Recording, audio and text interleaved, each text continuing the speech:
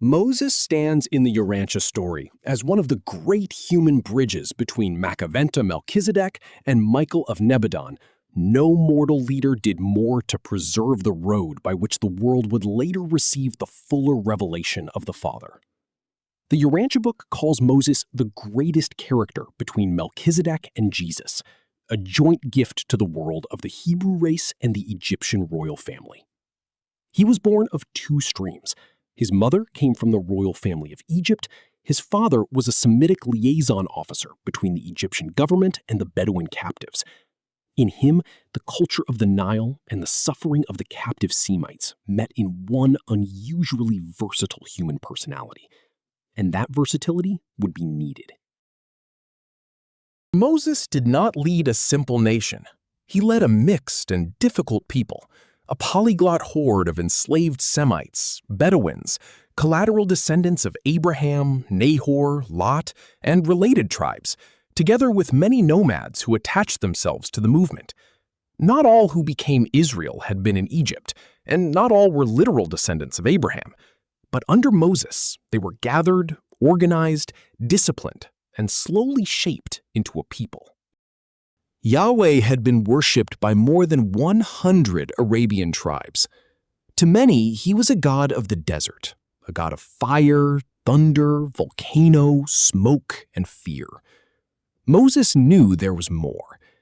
Through his parents, he had inherited traditions of El Shaddai. Through his Kenite father-in-law, Jethro, he gathered up the remaining traditions of Melchizedek's teaching. The Urantia Book says that Moses and Jethro preserved the residue of those Salem traditions and joined them with the learning of Egypt to create the improved religion and ritual of the Israelites. Moses wanted to teach the Most High, but he knew his people could not yet receive such an enlarged idea. So he made one of the most practical religious decisions in human history. He did not begin by giving them the full concept of the universal Father. He began where they were. He proclaimed Yahweh as the Lord God of Israel, the covenant-keeping God, the God who would lead them, organize them, discipline them, and hold them together. This was the burden of Moses. He carried a higher God concept than his people could comprehend. To his leaders, he could say, "The Lord your God is one God. There is none beside him." But to the mixed multitude, he still had to speak in the language they understood. Who is like your God among all the gods?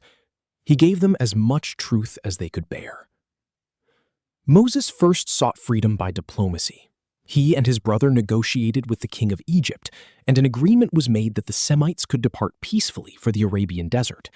But Pharaoh later repudiated the treaty, claiming the captives intended to organize desert nomads against Egypt. Moses waited.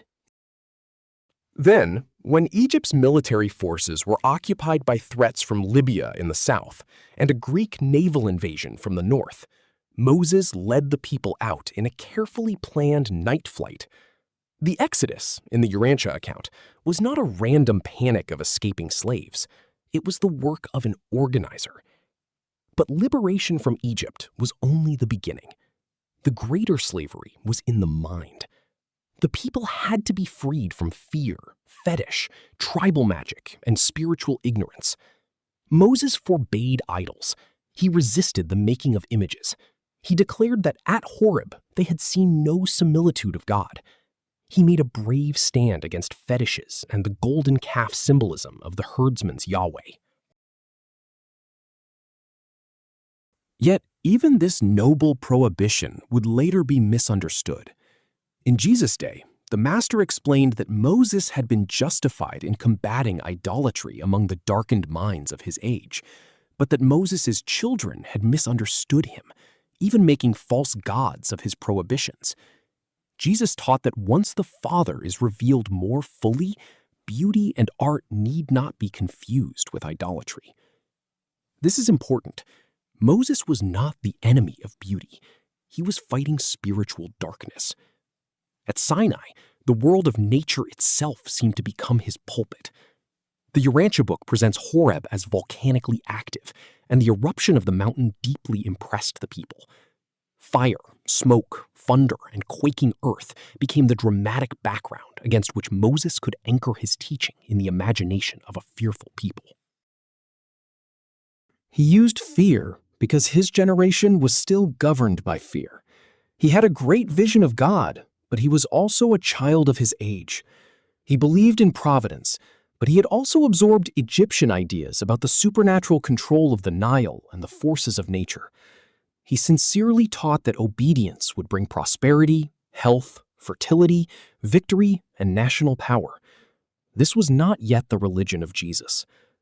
Moses feared to proclaim too much mercy. The people were turbulent, primitive, and easily drawn back into tribal practices. So he emphasized justice, law, commandment, and obedience. He taught that Israel would be the chosen people only if they kept God's commandments and obeyed his statutes. He nationalized religion in order to build a nation. And yet, within this national religion, there were flashes of something far greater. Moses taught that Yahweh was the God of the spirits of all flesh. He taught that the eternal God was a refuge. He taught that underneath were everlasting arms. He proclaimed a God of truth, without iniquity, just and right in all his ways. These were glimpses of a universal and beneficent deity. But the people mostly saw the old desert God, mighty, terrible, jealous, angry, and warlike. The mercy was dim. The fatherhood was not yet clear. The universal Father had not yet been revealed in human life. That would wait for Jesus. Still, Moses accomplished something astonishing. In one lifetime, he took a slave people, trained leaders among them, led them out of bondage, organized their worship, gave them a moral center, resisted idolatry, preserved the Melchizedek residue of one God, and laid the foundation for a future nation. The Urantia Book says Moses was an extraordinary combination of military leader, social organizer, and religious teacher. He was the most important world teacher and leader between Macaventa and Jesus. And when his earthly work ended, the struggle continued.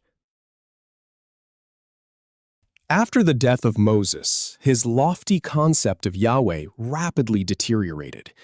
Joshua and some leaders tried to preserve the higher Mosaic tradition, but the common people returned again and again to the older desert concept of Yahweh. They drifted toward the golden calves, toward Canaanite customs, toward the lower tribal religion from which Moses had tried to lift them. But the seed was not lost. The Mosaic concept survived in fragments. Samuel would revive it. Elijah would defend Yahweh against Baal. Amos would enlarge Yahweh into the God of all nations and attack the selfish doctrine that God excuses sin among his chosen people. Hosea would resurrect the Mosaic concept of a God of love, forgiveness, and mercy. Isaiah would lift the Hebrew God concept even higher, toward the loving and merciful Creator Father. From Moses to Malachi, the God concept continued to grow. And then, Jesus came. Jesus did not denounce Moses. He honored the long struggle of Israel to know God. He understood that Moses and the prophets had taught according to the light of their day. But Jesus also made clear that the Father in heaven must now be seen in a brighter light than Moses had been able to reveal.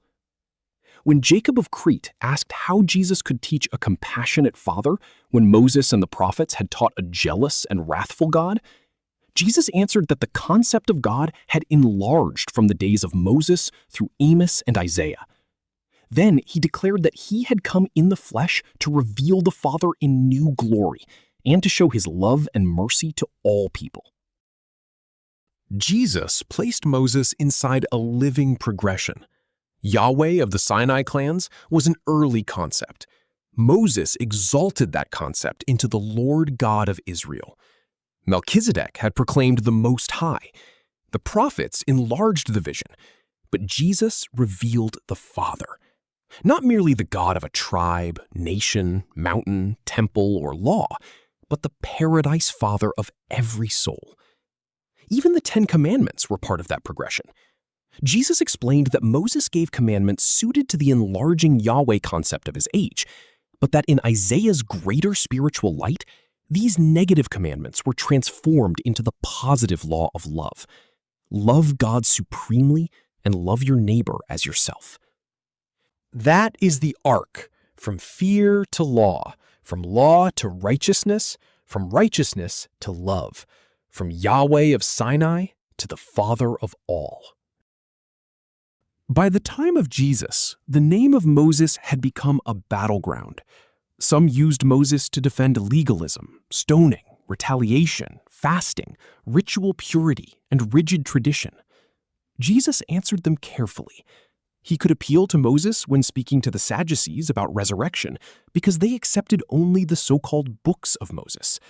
But he also refused to imprison the living Father inside ancient law. When asked about retaliation, an eye for an eye, Jesus taught mercy instead.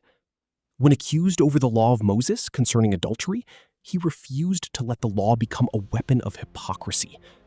When asked about images, he explained that Moses' anti-idolatry work belonged to an earlier age, but the Father's fuller revelation would liberate humanity from fear-driven religion. Jesus fulfilled Moses by surpassing him. Even the Mount of Transfiguration contains a Urantia correction. The apostles believed they had seen Moses and Elijah with Jesus. Peter even wanted to build 3 shelters, one for Jesus, one for Moses, and one for Elijah. But the Urantia Book says the 2 brilliant beings were not Moses and Elijah. They were Gabriel and the father Melchizedek. The apostles interpreted the scene through their inherited expectation, but the universe reality was larger than their tradition. And Moses' story did not end on Urantia. At the resurrection of Jesus, a great dispensational roll call occurred.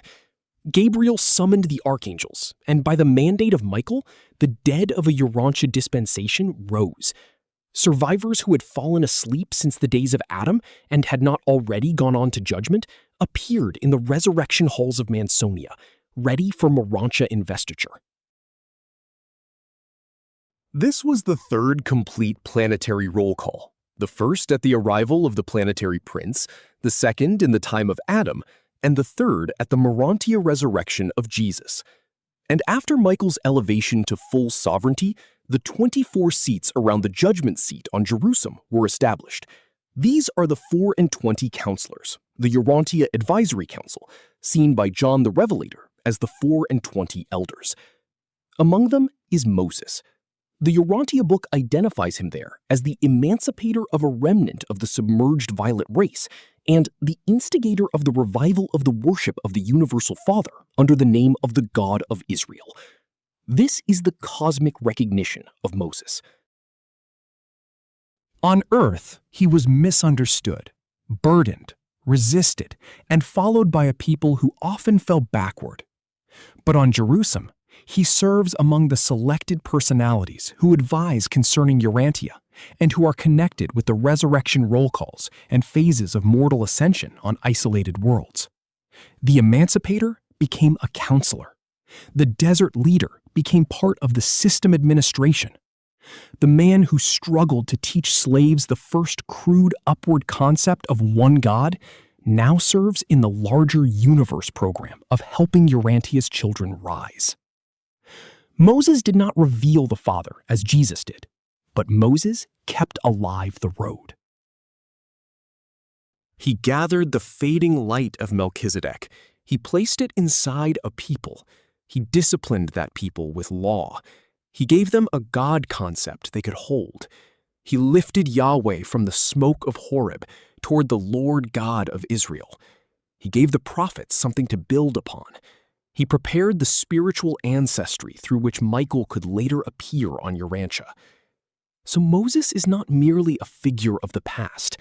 He is a servant in the long evolution of revelation. He belongs to the chain of light. Melchizedek, Abraham, Moses, Samuel, Elijah, Amos, Hosea, Isaiah, John the Baptist, and finally Jesus, the living revelation of the Father. Moses' greatness was not that he completed the revelation. His greatness was that he preserved it when the world could have lost it. He stood in the wilderness between a forgotten Salem and a coming gospel. He took a fearful people by the hand and moved them one step closer to the Father. And in the universe record, that step mattered.